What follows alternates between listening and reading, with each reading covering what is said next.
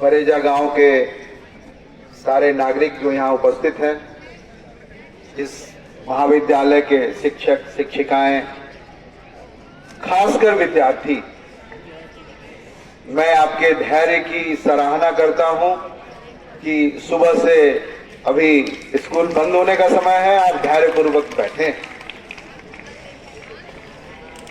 इस आयोजन में कानून से संबंधित व्यक्ति होने के नाते मैं कुछ कानूनी पहलू पर ही आपसे बात करूंगा, और चूंकि बिटियां बैठी हैं तो मैं उनके अधिकार की बात करूंगा। बिटिया का अधिकार कल और बिटिया का अधिकार आज। मैं संस्कृत के उस श्लोक से आपके अधिकार के बारे में चर्चा करना चाहता हूं और आप अपने अधिकार के बारे में जानें कि भारतवर्ष में जो बिटियाओं का अधिकार है, फीमेल्स का अधिकार है, उस अधिकार को कुछ भाग में इस तरह बांटा गया। अधिकार 1936 के पहले, अधिकार 1936 से लेकर 1956 के बीच, अधिकार 1956 से 2005 और अधिकार 2005 से 2019 और अधिकार 19-20 के बाद। जो अधिकार भारतीय बच्चियों, भारतीय महिलाओं को थे, वो संस्कृत के एक छोटे श्लोक में निहित हैं। अध्यग्नि अध्यवहनिक दत्तम प्रीति कर्मणि भ्रातृ मातृ पितृ स्त्री धनम स्त्री धनम। अध्यग्नि पवित्र अग्नि के समक्ष दिया हुआ धन, अध्यवहनिक पवित्र विदाई के समय दिया गया धन, भ्रातृ मातृ पितृ स्त्रिय धनम स्त्री धनम। यानी महिलाओं को सिर्फ शादी के समय, विदाई के समय भाई के द्वारा, मां के द्वारा, पिता के द्वारा, रिलेटिव के द्वारा जो धन दिया जाता था, वही और वही केवल धन था। ये स्थिति 1936 तक रही। आप सबों ने इतिहास में, चूंकि +2 के विद्यार्थी, आपने राजा राम मोहन राय की बात सुनी है, उनकी संस्था के बारे में आपने जाना है।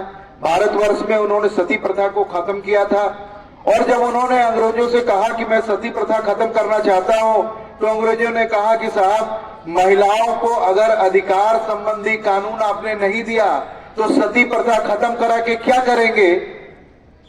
तो उस समय लिमिटेड स्टेट वुमेन्स राइट आए और महिला का जो स्वरूप है, बेटी का जो स्वरूप है, वो 4 तरह का स्वरूप है भारतवर्ष में।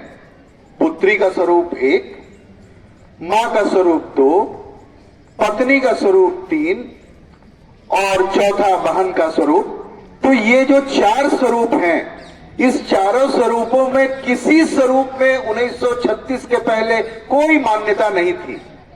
ये मान्यता 1936 में लिमिटेड स्टेट राइट्स आए तो ये महिला को पहली बार ये मान्यता मिली कि उनको परिवार में खोडिस का अधिकार होगा। ये जो संपत्ति थी हिंदू परिवार में, वो सारी संपत्तियां, एक शब्द है कानून में, सहदायिकी। ये सारी संपत्तियां बेटियों को नहीं, सहदायिकी को चली जाती थी।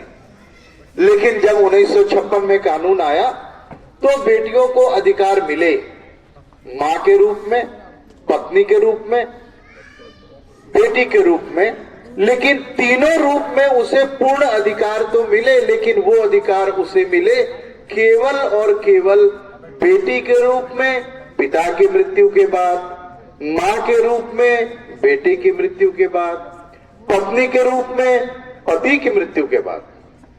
और 1956 से लेकर यही स्थिति 2005 तक बनी रही।